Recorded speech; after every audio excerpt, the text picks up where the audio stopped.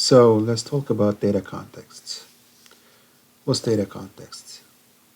Data context is what bridges the code behind the data to user interface. Okay, so let's actually demonstrate it by an example that'll help us understand a little better. So let's say we have a property here. All right. Let's call it my property, and let's initialize this to John. Okay. To set the data context, we're going to say data context, and we're going to set this to this class we are currently in. It doesn't have to be this way all the time, but in this case, because our property is residing in our class and we want to access this property, we're setting the data context to this class. If it was in a different class, then that would be the name of that class or an instance of that class. Matter of fact, let me clean up some of this stuff here and increase the font size. Let's and so that we could read a little better. And let me go ahead and create a stack panel here. I'm going to create a text block, no text box. I'm going to increase the font size to 48. And now, okay, we have our text box and we have our property, and we want to access this property. So we already set the data context. Now we can access this property. And how do we do that? We'll come in here and inside our text box we'll set the text property to binding my property. Very simple. So when we run this,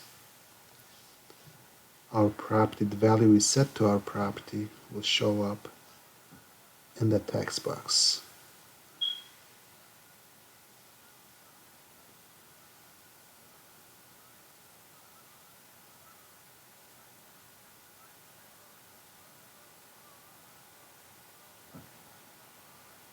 It didn't. Let's find out why.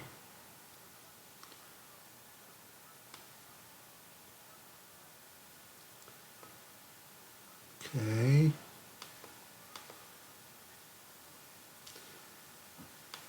Actually, this is a perfect example of which we are shortly going to see, setting difference between the setting data context in Xaml versus code behind. So here we set the data context in code behind in the constructor, and we are accessing the property here. And here's, since I made a typo, it won't work. I'm going to correct my typo and run again.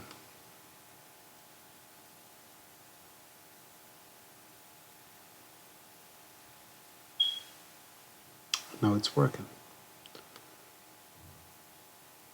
That was actually a good example of how simple typos can make you scratch your head. Okay, let me create another text box.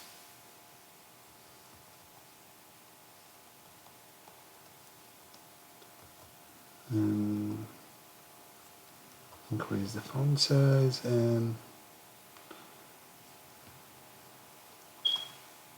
create a text property, but I'm not going to hook up yet. Create an int property type of int. Call it my int and set this to 1.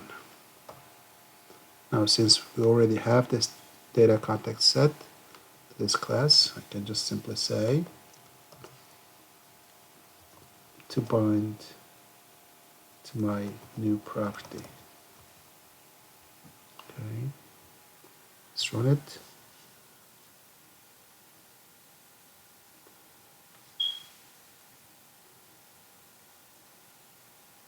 And there we have it. Just like that, I can simply swap them if I want to put different place.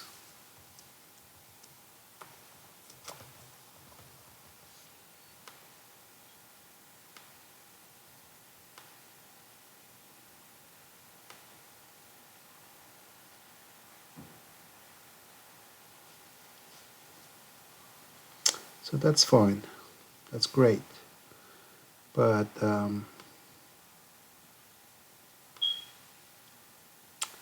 me create another class here.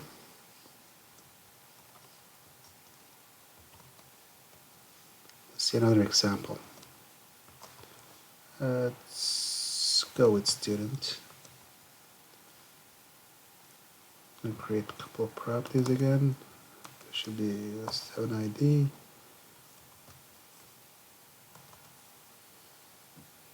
And so a string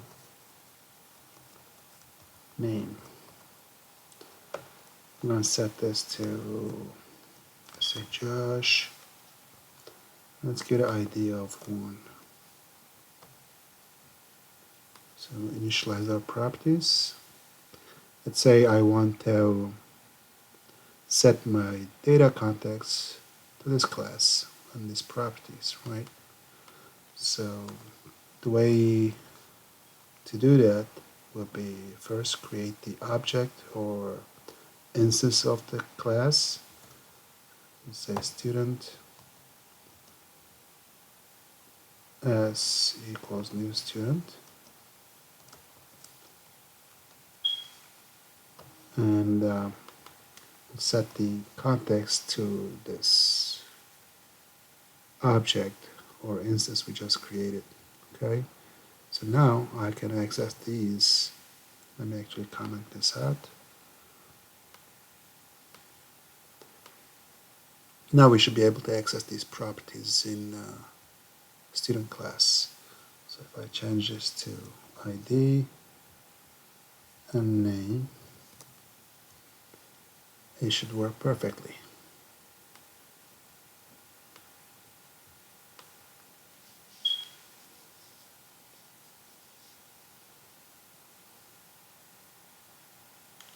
There you have it.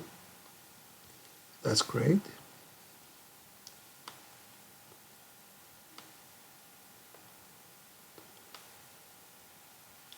Say our class is not here, but it's in a different folder. Actually, I'm gonna go ahead and yes, create a folder here. Let's create a different class. I'm gonna call this my folder.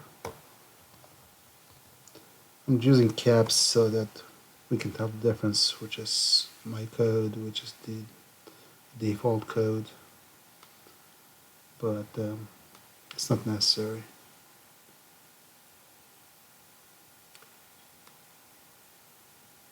So I can say student, well, I need to add a class.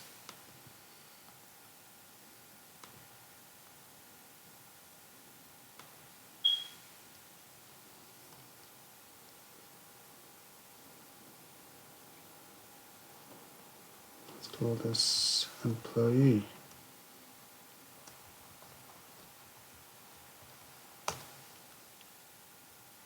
Let's make this public.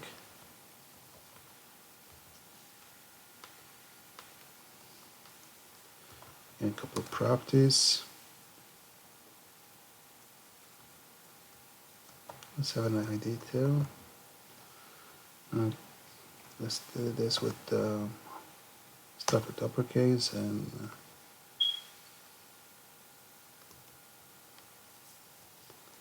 keep the rest lowercase to tell the difference between our first class.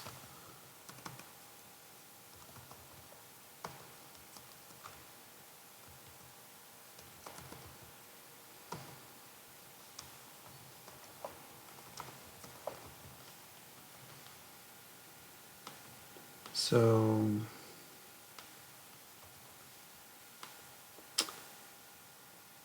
we create two properties in our class. Let's see how we can access this. We comment this out. Say var employee equals new employee. Let's create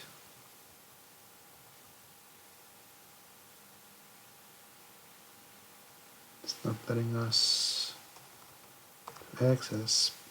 It's probably because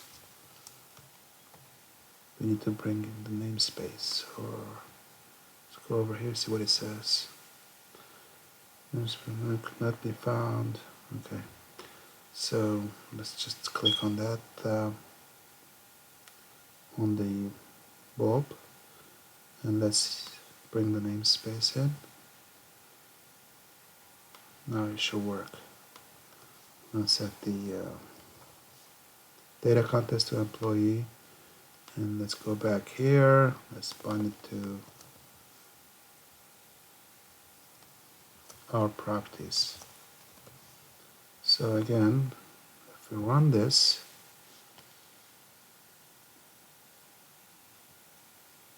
it should work. Perfect. That's working great. And there's a better way to do this using data context. I mean, let me get rid of this for a minute. I'm going to comment this stuff out.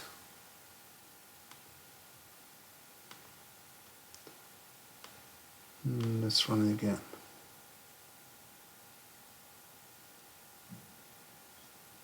Okay, so we got rid of that stuff. Now we're going to use the data context here in Xaml. Okay, I'm going to use window.dataContext, and here we have our local namespace that basically covers our namespace here. So if I set this, if I go say local,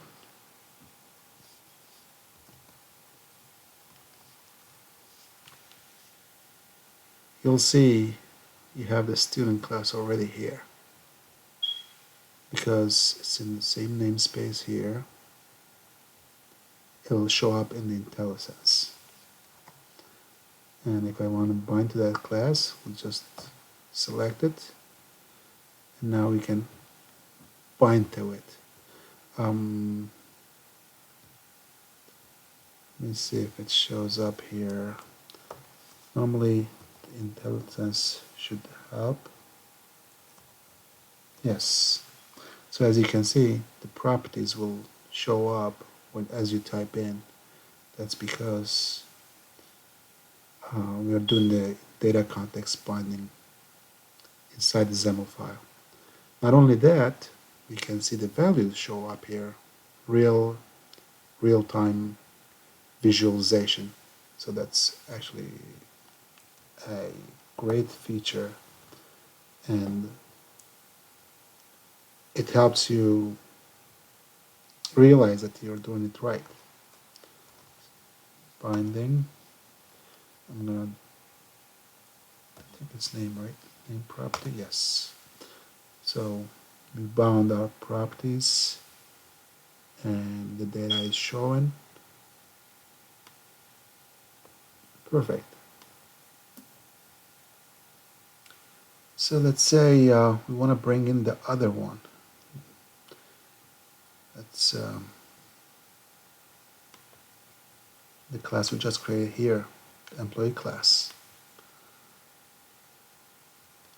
So this student class is available to the whole window, but we can just simply say, just as simple as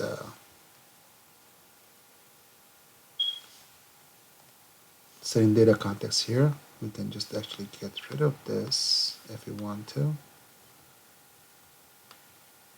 And we can set the data context here for the stack panel. You can say stack panel or grid actually. Stack panel, data context, same thing, local, student. So it's just fine. Alright. Let me create another stack panel and let's bring in the other class. Stack panel. For this one I'm going to set the data context to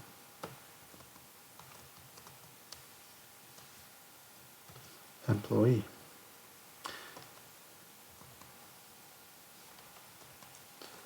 Well, you'll notice there's a problem here. We don't have that employee class here. And the reason being is because it's in a different folder. So we have to bring this in. And to bring that in, I'm going to, let's go back to 100%. To make things easier, I'm just going to copy this namespace and paste right underneath. I'm going to change this to employee. Well, that's just the name. You can name it anything you want. And right after the namespace, the current namespace, I'm going to add my folder. Alright, that's going to bring in this folder. Now anything inside this folder, I can bind to or set the data context. Now I can say instead of local, I'm going to go say employee, employee, and it's all right there. So let's create a couple of text blocks this time. Let's increase the font size again. And let's set the text property to binding ID. Again, we have the complete IntelliSense.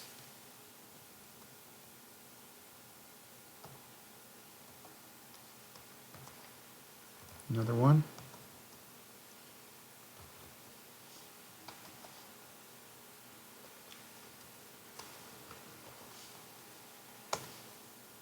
Text and bind to employee name.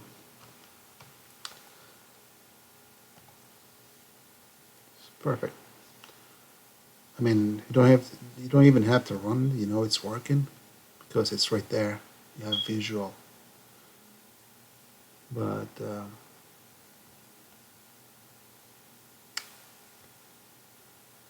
this has great benefits. First of all, you can. It's hard to make typos. You have the IntelliSense, and then on top of that, you have data visualization, which is awesome. You know it's working right there. So I think if we recap it, we can use data context in our main window constructor. Set data context this way and then bind it. It's kind of doing it blindly, but that's one way to do it. And the other way is set the data context in the Xaml and use the IntelliSense and bind to properties that we need. All right. Well, I think that's it for now. Maybe I'll do one for collections too. How to bind to lists, generic collections, things like that. But that's it for now. Thanks for tuning in. Have a good one. Thank you.